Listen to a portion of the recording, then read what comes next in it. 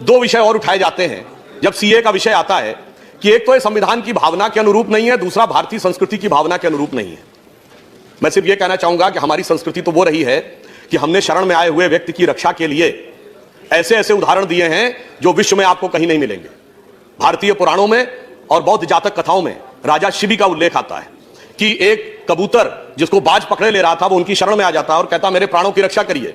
तो राजा शिबी कहते हैं ठीक है मैं रक्षा करूंगा। वो बाज को कहते हैं अब ये मेरे शरणागत हो गया, अब ये तुम्हें नहीं मिलेगा। तो बाज कहता मैं भी तो आपकी प्रजा हूं, ये मेरा भोजन है, आप मुझे अपने भोजन से वंचित कैसे कर सकते हैं।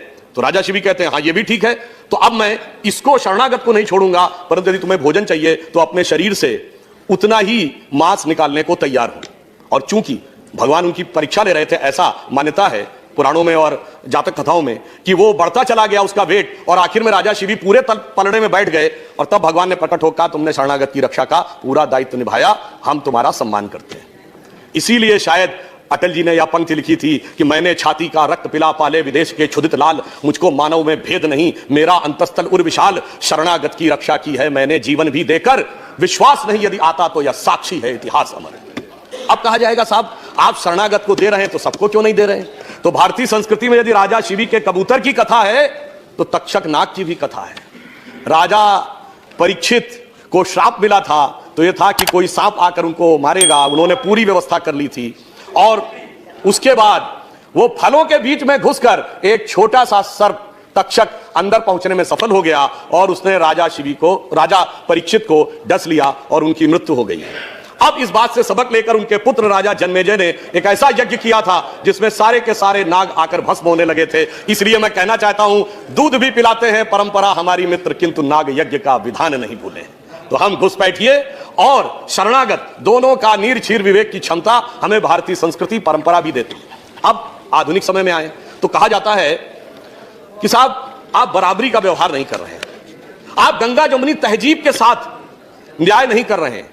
तो मैं पूछना चाहता हूं गंगा जमुनी तहजीब कहां से शुरू हुआ ये वर्ड। सबसे पहले यह शब्द प्रयोग होता है जब मुगल शहजादे दारा शिकोह ने अपनी किताब लिखी मंजुमल बहरीन, जिसका मतलब होता दो समुद्रों का विलय। अब आप बताइए दो समुद्रों का मिलन जिसे कहता है वो आदर्श नहीं, बाकी दूसरे लोग आदर्श। अरे इस देश की गंगा जमुनी तहजीब तो ये थी, इस देश की गंगा जमुनी तहजीब तो ये थी कि बुल्ले शाह ने ये बोला था जो आज किसी को सुनने में बड़ा अजीब लगेगा कि आज होली खेलूंगी मैं कहे बिस्मिल्लाह।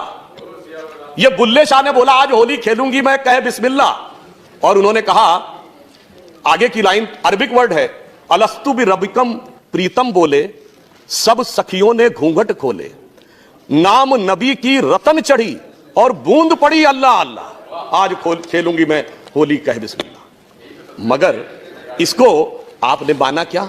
अब मैं उदाहरण देता हूं, चित्रकूट के घाट की घटना थी कि अब्दुल रहीम खान खाना और तुलसीदास जी दोनों अच्छे मित्र थे, दोनों साथ में थे।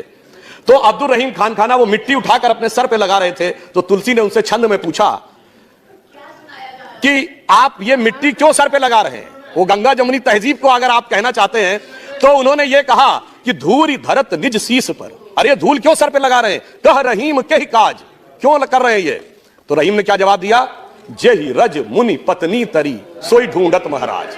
वह रज जो भगवान राम के चरणों की वह रज ढूंढ रहा हूं जिससे मुनि की पत्नी तर गई थी, मेरा भी उद्धार हो जाए। मगर कोई समस्या नहीं थी, आज बुल्ले शाह होते फतवा जारी हो जाता, मेरा पक्का मानना है, और बहुत सारे लोग उनके समर्थन में खड़े हो जाते। ये देश की धर्मनिरपेक्षता के ऊपर हमला है। इसलिए मैं कहना चाहता हूं, और ये जो गंगा जमुनी तहजीब थी इसमें कोई समस्या आजादी के बाद तक भी नहीं थी। ये सारी समस्या 1976 के बाद आई जब सेकुलर शब्द का प्रयोग अपने राजनीतिक हित में करने की शुरुआत हुई। अगर मैं आपसे कहना चाहूं, आप सबने वो सुना होगा मन तरपत हरि दर्शन को आज, ये किसने गाया, मोहम्मद रफी ने। लिखा किसने, शकील बदायूनी ने। संगीत किसने दिया, नौशाद ने। तो गंगा जमुनी तहजीब ये थी।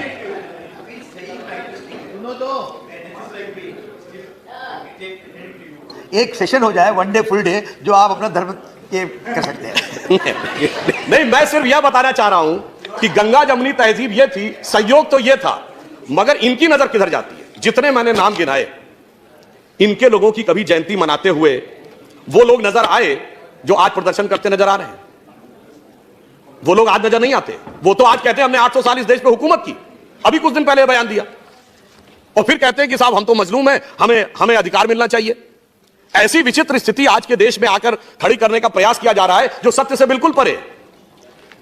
आपने कभी नहीं सुना होगा पूरी दुनिया में कि कोई यह भी कहे कि हमने इस देश पे शताब्दियों तक हुकूमत की है और फिर यह कहे हमें स्पेशल स्टेटस मिलना चाहिए।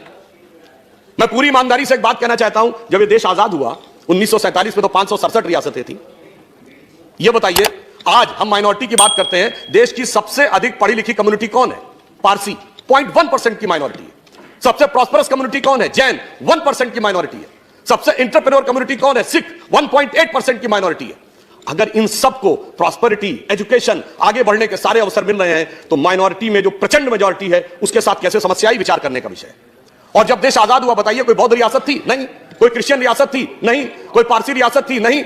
एक महाराजा पटियाला को छोड़ दे तो सिख रियासतें भी नहीं थी, मगर लाइन लगा के मुस्लिम रियासतें थी। नवाब पटौदी, नवाब रामपुर, नवाब भोपाल, नवाब लखनऊ, हैदराबाद निजाम, जूनागढ़ के नवाब। फिर ऐसे हालात क्यों हो गए कि आज बाकी सब पढ़ाई लिखाई में आगे और बाकी सारी चीजों में आगे और एक ही वर्ग पीछे होता चला गया? मुझे लगता है इसमें दोष इसका भी है कि जो सियासत की गई ना, अदावत की और मोहब्बत की। किसी ने दिखाने की कोशिश की कि हमें तुमसे बड़ी मोहब्बत है, तो किसी ने दिखाने की कोशिश की कि फला को तुमसे बड़ी अदावत है, और उस सियासत ने कहां यह पहुंचाया सभापति जी, किसी को किसी की मोहब्बत ने मारा, किसी को किसी की अदावत ने मारा, पर इस शराफत अली को सेकुलर सियासत ने। इसलिए मैं ये कहना चाहता हूं, आज के इस यथार्थ को देखिए, पूरे देश में जो सामने दिखाई पड़ रहा है। ज्यादा खतरनाक बात जानते क्या हो रही है?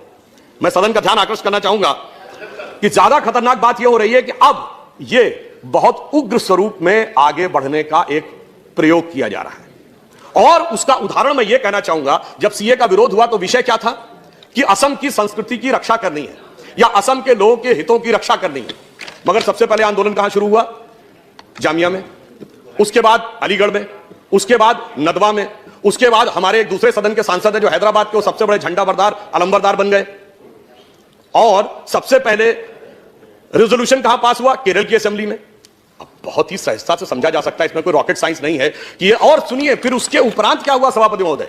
ये सारे विषय गौण हो गए।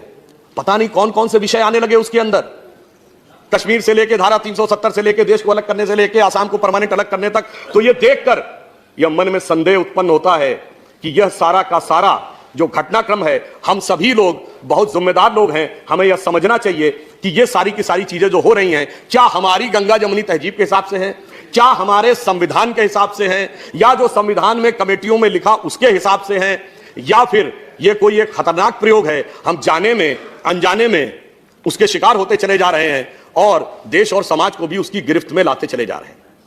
और जब कोई इस प्रकार का कार्य होता है तो मैं सिर्फ एक उदाहरण और फैक्ट कोट करना चाहूंगा। एक बहुत बड़े पत्रकार हैं मार्क टेली, जो 26 वर्ष भारत में रहे, बीबीसी के उन्होंने संवाददाता रहे। उन्होंने, पुरानी बात नहीं है सभापति महोदय, 22 सितंबर 2019 को आर्टिकल लिखा है।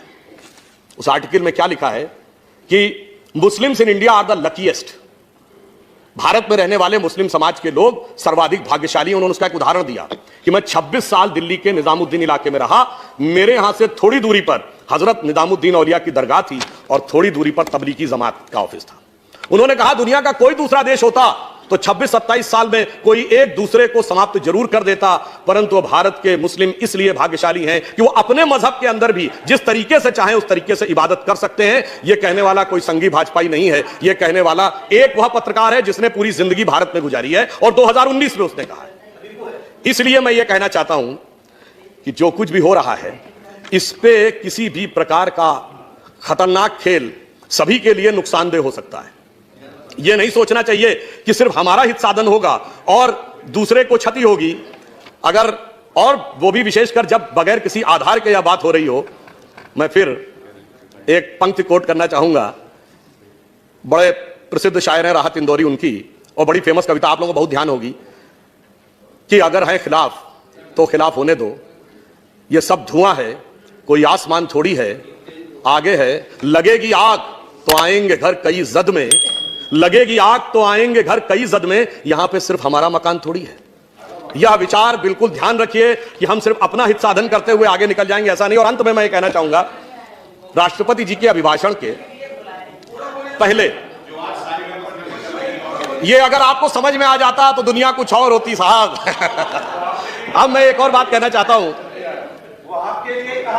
नहीं, सुनिए, वो अगर आप कहना चाहते हैं ना आप तो शेयर को एड्रेस करें। मैं शेयर को एड्रेस करें। एक अंत में सिर्फ यह कहना चाहूंगा कि राष्ट्रपति महोदय के अभिभाषण के प्रथम बिंदु पे यदि हम जाएं, जो वहां से समाप्त करना चाहूंगा, प्रथम बिंदु पे जाएं तो उन्होंने क्या कहा? 21वीं सदी के तीसरे दशक की शुरुआत हो रही है।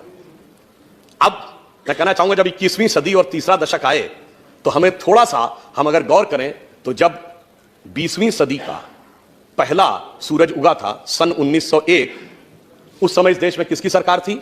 अंग्रेजों की। 20वीं दशक के मध्य में यानी 1951 में जब इस देश में पहला सूरज उगा तो इस देश में किसकी सरकार थी? कांग्रेस की। और 2001 में जब 21वीं सदी के पहले सूरज की पहली किरण इस धरती पे पड़ी तो इस देश में किसकी सरकार थी?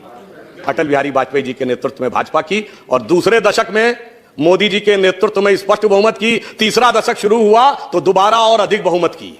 इसका मतलब नियति का संकेत है कि 20वीं सदी अंग्रेज की थी, 19वीं सदी अंग्रेज की थी, 20वीं सदी कांग्रेस की थी और 21वीं सदी भारतीय जनता पार्टी की है।